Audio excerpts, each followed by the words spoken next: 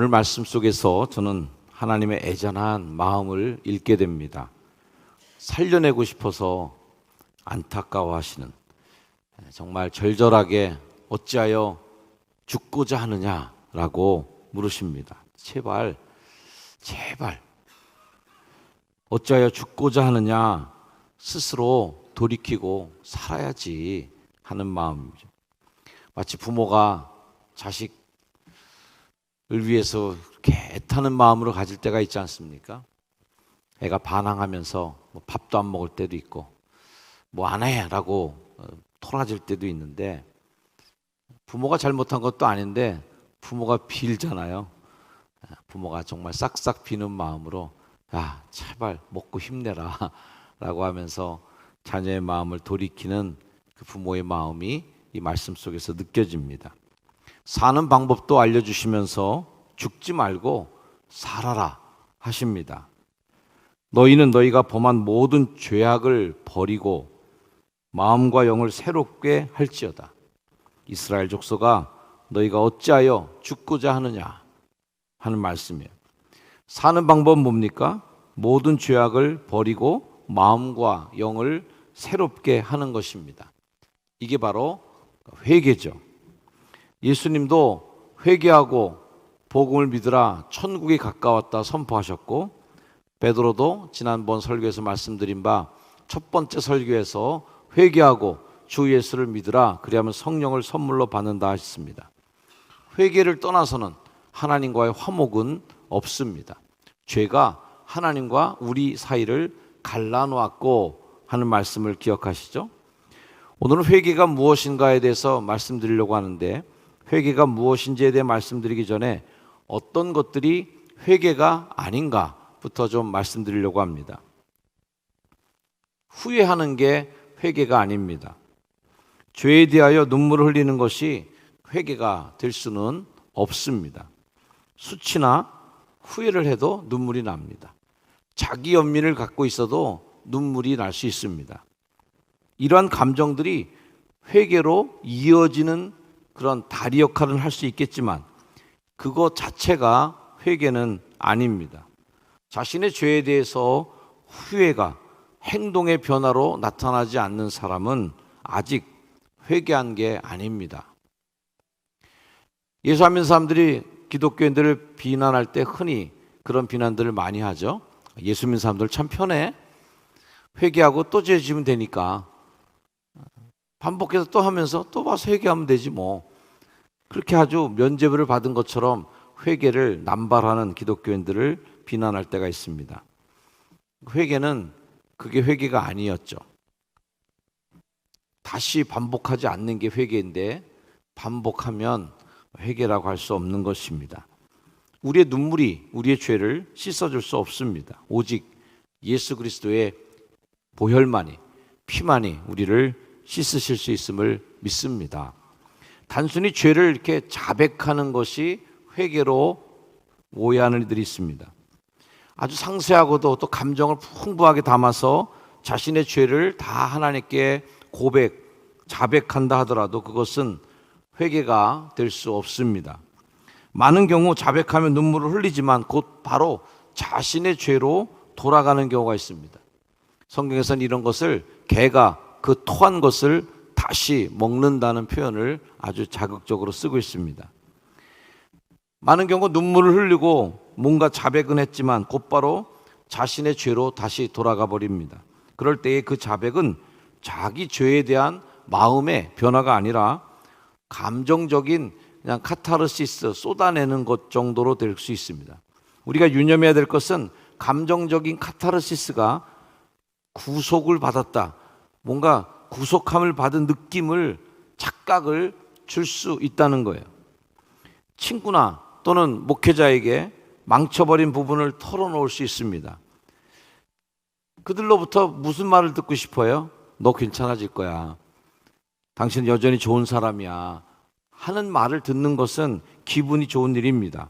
하지만 그분들이 그렇게 긍정적으로 얘기해 줬다고 해서 나와 하나님의 관계가 완전하게 회복된 것은 아닙니다. 오직 예수 그리스도만이 그렇게 하실 수 있어요. 구원은 우리들을 기분 좋게 만들어주는 그 정도의 것으로 사무 생각하시면 안 됩니다. 하나님 앞에서 내가 지은 죄를 실제로 제거해야 그것이 회개가 됩니다. 자백과 회개를 명확하게 구분하셔야 합니다. 자백만으로도 정결하게 되는 느낌을 줄 수 있습니다만 우리는 누군가가 괜찮아 라고 하는 것으로 구원을 받는 게 아닙니다. 성경적인 회개는 단순히 면죄만을 위한 도구가 아닙니다. 눈물 젖은 죄의 고백을 할지라도 죄를 향한 근본적인 태도의 변화, 그 태도의 변화가 수반되지 않고서는 영생을 가질 수 없습니다. 자백은 회개하는 과정의 일부는 될 수 있지만 전부가 될 수는 없는 것이죠. 종교적인 삶을 추구하는 것은 또한 회개가 아닙니다. 회개를 대체할 수 있는 가장 훌륭한 대체물 중 하나가 종교적 활동입니다. 과하게 표현하자면 종교적 활동, 즉 교회에서 여러 가지 활동들을 하는 그것은 내 내면의 참된 상태를 살짝 속여주는 위장술일 수도 있습니다. 바리새인들이 대표적인 예죠. 속에는 뼈가 가득하고 거기에 시체가 있지만 겉으로 종교적인 위장술을 써서 회치를 잘 해놓고 뭔가 포장을 해놔서 굉장히 거룩한 것처럼 자기 자신도 착각하고 남도 그렇게 보게 하는 겁니다. 나는 요즘 교회를 너무 많이 했어. 그러니 딱 한 번 더 이걸 한다 해도 하나님께서 별로 개의치 않으실 거야 라고 생각하게 만듭니다. 결국 이런 자세는 나한테 대해서, 죄에 대해서 더 이상 변화가 없음을 보여주는 행동이 될 수 있습니다. 하나님께서 어떻게 생각하시느냐를 생각해야 되는데 하나님이 어떻게 생각하시는가는 내 관계없이 내가 생각할 때 하나님께서 이 정도로 잔소리하진 않겠지 하는 틈을 발견했을 뿐입니다. 사울왕도 비슷한 시도를 했습니다. 꽤나 값진 재물을 드리는 것으로 하나님을 향한 자신의 불순종, 자신의 불복종을 은폐하려고 합니다. 사무엘은 그의 제사에 대해서 이렇게 반응했습니다. 여호와께서 번제와 다른 제사를 그의 목소리를 청종하는 것을 좋아하심같이 좋아하시겠나이까. 순종이 제사보다 낫고 듣는 것이 수양의 기름보다 낫습니다.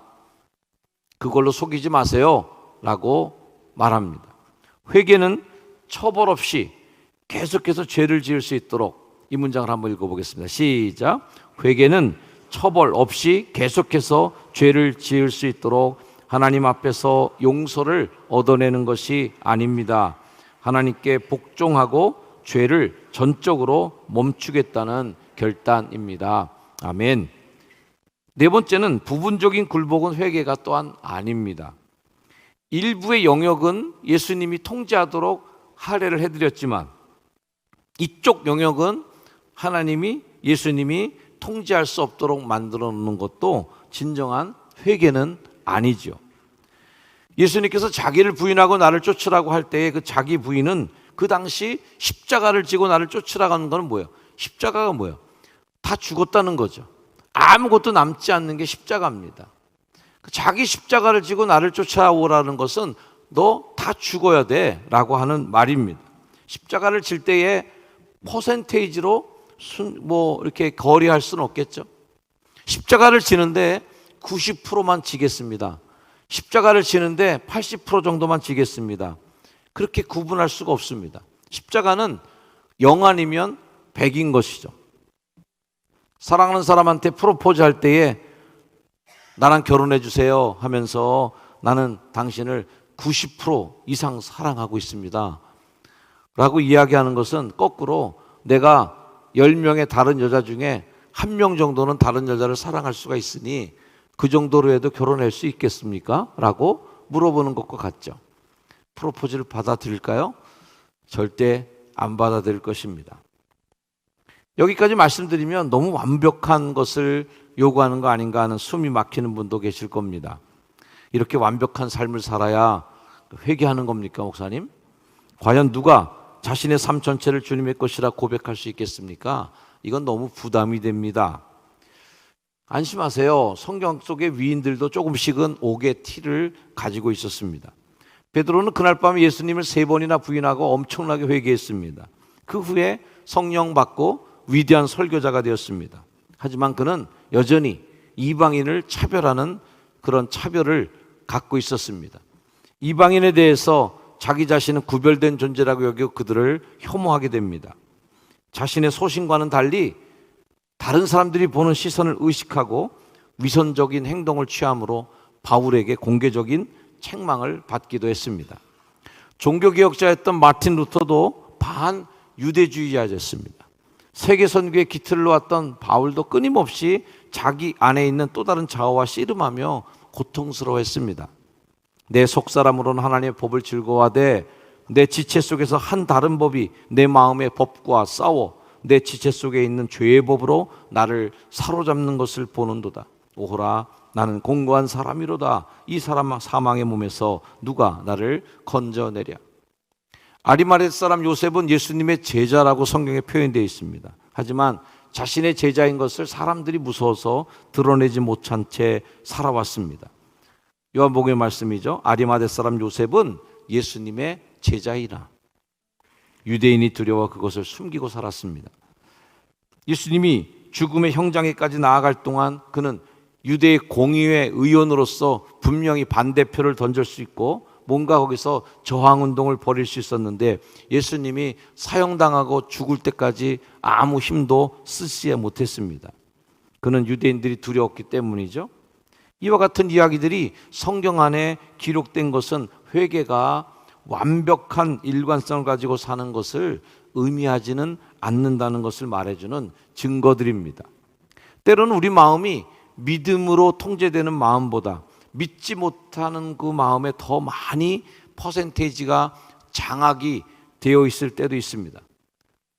금방 인용했던 바울의 고민처럼 말이죠. 내 자신이 마음으로는 하나님의 법을 따르는데 내 행동으로는, 내 몸으로는 죄의 법을 섬기고 있는 그 이중적인 구조 때문에 갈등하는 것이죠. 한번 다음 문장을 한번 같이 읽어볼까요? 믿음의 사람은 시작. 믿음의 사람은 결코 넘어지지 않는 것이 아니라 넘어졌을 때 무엇을 하느냐로 입증됩니다. 잠언의 말씀이 조금 위로가 됩니다. 대저 의인은 7번 넘어질지라도 다시 일어나려니와 악인은 재앙으로 말미암아 엎드러지느니라. 의인도 7번이나 넘어지는 것을 통해서 위로가 됩니다. 믿음은 의심이라고는 1도 없는 상태가 아니라 의심 가운데서도 예수님을 지속적으로 따르는 것입니다.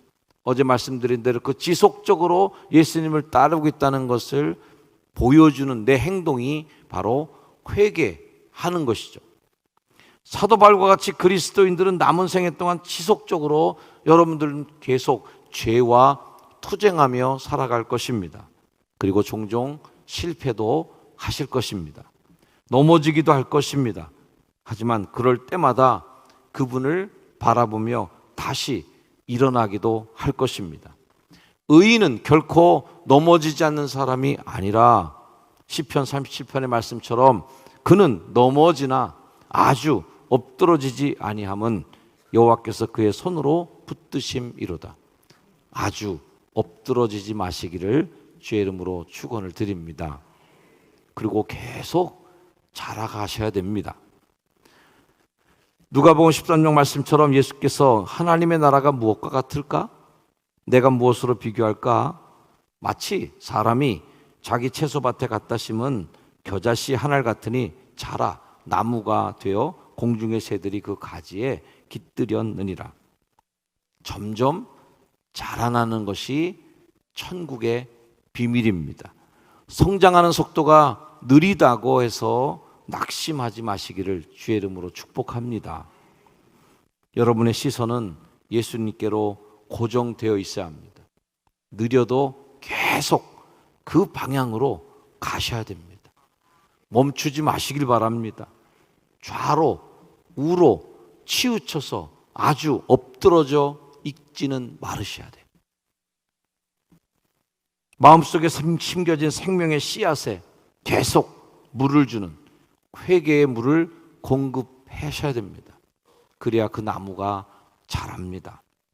찬송가 494장 2절의 가사가 와 닿아요. 내가 공을 세우나 은혜 갚지 못하네. 쉼이 없이 힘쓰고 눈물 근심 많으나. 우리 인생을 마치 짧은 문장 하나로 표현해 주는 것만 같습니다. 쉼 없이 힘쓰고 눈물 근심 많으나 구속 못할 죄인을 예수 홀로 속하네. 예수님이 그 일을 해내실 수 있습니다. 예수님의 보혈, 그분의 십자가만이 우리의 죄를 사하시고 정결케 하심을 믿고 회개하며 돌이켜서 어찌하여 죽고자 하느냐, 살아라 살아라 하는 하나님의 음성에 응답하시면서 살아가는 여러분이 되길 축복합니다. 만세바성 열린을 한번 마지막 찬양 같이 여러분과 부르면서 말씀을 마치려고 합니다. 함께 찬양해 볼까요? 찬송가 494장.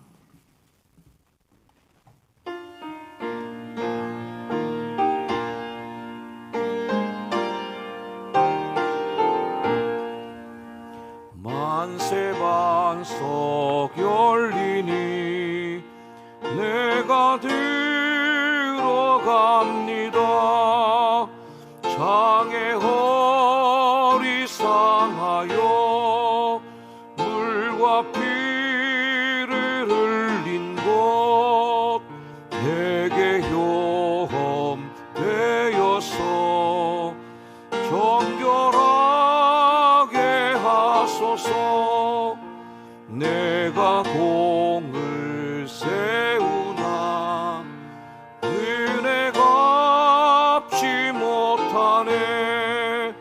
쉼 없이 힘쓰고 눈물 근심 많으나 구속 못할 죄인을 예수 홀로 속하네. 빈손 들고 앞에 가 십자가를 붙드네. 의가 없는 자라도 도와주심 바라고 생명샘에 나가니 나를 씻어주소서. 살아 생전 숨쉬고 죽어 세상 떠나서 거룩하신 주 앞에 끝날 심판 당할 때 만세반석 열리니 내가 들어갑니다.